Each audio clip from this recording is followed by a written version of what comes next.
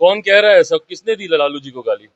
कतई नहीं। तो मेरे लिए तो वो पितातुल्य है, और अगर किसी ने दिया तो सबसे पहला व्यक्ति मैं खड़ा हूंगा अगर लालू जी के बारे में किसी ने कोई इस तरीके की टिप्पणी की।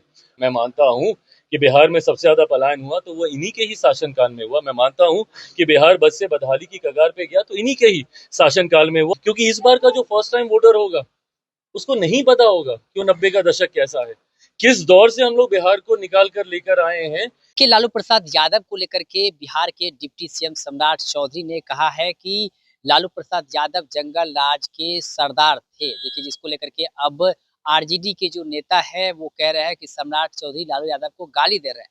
देखिए, इसको लेकर के सवाल किया गया चिराग पासवान से।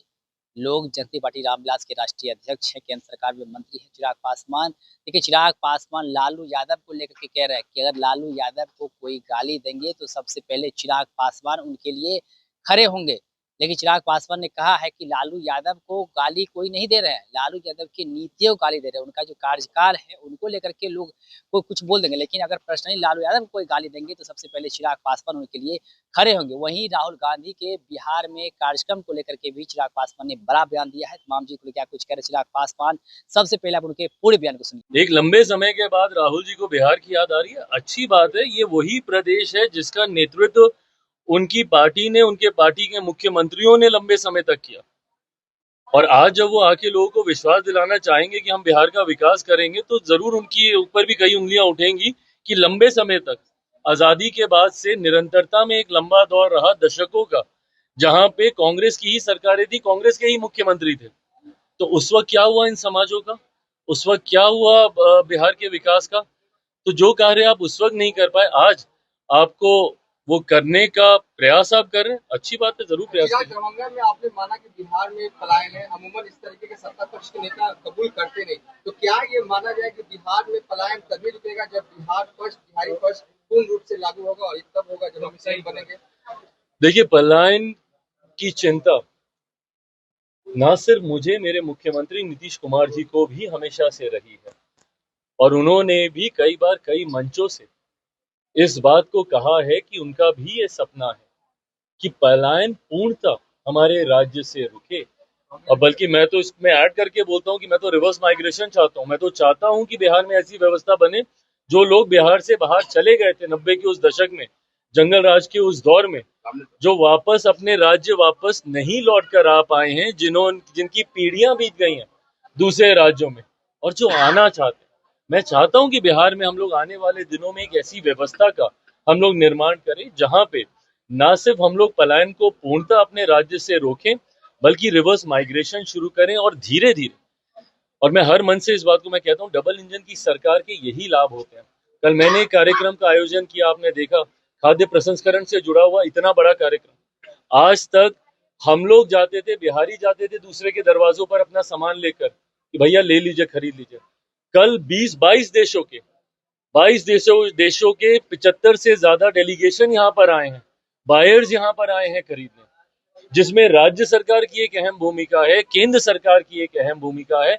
हम दोनों ने मिलकर हैंड एंड ग्लव्स की तरह काम किया, तब हम इस व्यवस्था को दे पाए जहां पे आज आप चले जाइए, कल जितने भी एग्जीबिटर्स बिहार के थे, जो बिहार के अलग अलग गांव से आए हुए थे, हर एक के पास दुबई में कम से कम, यूएई में कम से कम 4 नाम होंगे, यूरोपियन कंट्रीज में उनके पास 5 नाम होंगे कि कौन कौन बायर है।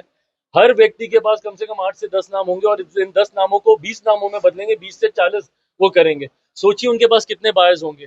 वो धीरे धीरे अपनी कैपेसिटी, अपने पोटेंशियल को वो कितना बढ़ा सकते हैं when it comes to selling the product. तो ये दोनों सरकारों से मिलकर ही ये संभव हुआ है।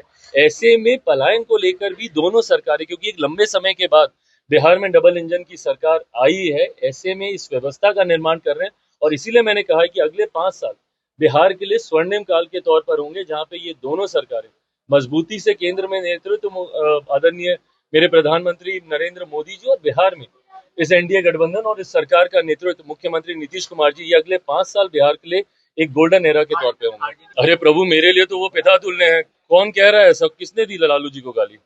कतई नहीं, कतई नहीं। देखिए, आपकी नीतियों से, आपकी कार्यशैली से जरूर एतराज हो सकता है, और अगर किसी ने दिया तो सबसे पहला व्यक्ति मैं खड़ा हूंगा अगर लालू जी के बारे में किसी ने कोई इस तरीके की टिप्पणी की। हाँ, नीतियों का जरूर हम लोगों ने विरोध किया है। मैं मानता हूं कि बिहार में सबसे ज्यादा पलायन हुआ तो वो इन्हीं के ही शासनकाल में हुआ। मैं मानता हूं कि बिहार बद से बदहाली की कगार पे गया तो इन्हीं के ही शासनकाल में हुआ। और आज की तारीख में इन बातों को जनता तक लेकर भी जाना जरूरी है, क्योंकि इस बार का जो फर्स्ट टाइम वोटर होगा उसको नहीं पता होगा कि वो 90 का दशक कैसा है, किस दौर से हम लोग बिहार को निकाल कर लेकर आए हैं। इन बात की जानकारी शायद आज के यंगस्टर्स को नहीं होगी, जो कि 20 साल 22 साल 25 साल के हैं। ऐसे में ये बातें भी उन तक पहुंचनी जरूरी है, और इसी सोच के साथ अगर इन बातों को किसी मंच पे रखा जाता है तो कतई उनको गाली नहीं दी जाती। और अगर किसी ने कभी, भगवान ना करे, अगर कुछ भी अपशब्द का इस्तेमाल किया तो सबसे पहले मैं उनके लिए खड़ा रहूंगा। तो आपने सुना के साथ चिराग पासवान ये कहते जा रहा है कि लालू यादव के लिए सबसे पहले हम खड़े होंगे यदि कोई उनको गाली देंगे। तो उन्होंने कहा है कि उनके नीतियों का लोग विरोध कर सकते हैं। वहीं राहुल गांधी के बिहार दौरे को लेकर के भी चिराग पासवान ने कहा है कि बिहार की याद उन्हें आ रही है, पलायन की बात कर रहे हैं। लेकिन जब कांग्रेस का शासन था बिहार में, कांग्रेस के मुख्यमंत्री जब बिहार में हुआ करते थे, तो उस समय इन लोगों ने पलायन को क्यों नहीं रोका। देखिए अभी जो सरकार है, डबल इंजन की सरकार है, वो हर काम को कर रही है, चाहे केंद्र में हो या राज्य में हो। हमारी सरकार बेहतर तरीके से काम कर रही है और आगे भी करती रहेगी। बाकी तमाम मुद्दे को क्या कुछ करते चिराग पासवान आपने खुद सुना है। अब भी नया प्रतिक्रिया हमें कमेंट बॉक्स में दे सकते हैं। आप लाइव भी है, आप सभी का बहुत बहुत धन्यवाद।